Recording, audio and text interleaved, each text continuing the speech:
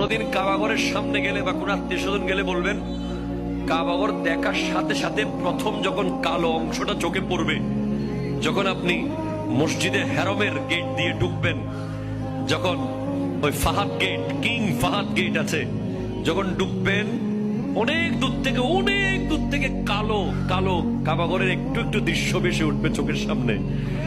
তখন দোয়াটা করবেন, কি দোয়া করবেন কয়টা? যখন কয়টা? একটা দোয়াই কবুল হবে দেখার সাথে সাথে।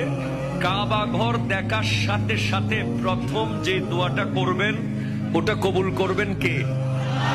এখন শিখে নেন, অনেক মানুষ জানেন না হিকমত।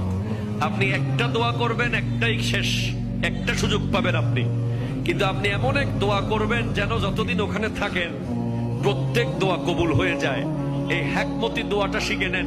আপনি বলবেন, আল্লাহ আমি 10, 12, 15 যতদিন এখানে থাকবো, যতগুলো দোয়া করব সব কবুল করে নিয়েন। দোয়া করছেন কয়টা?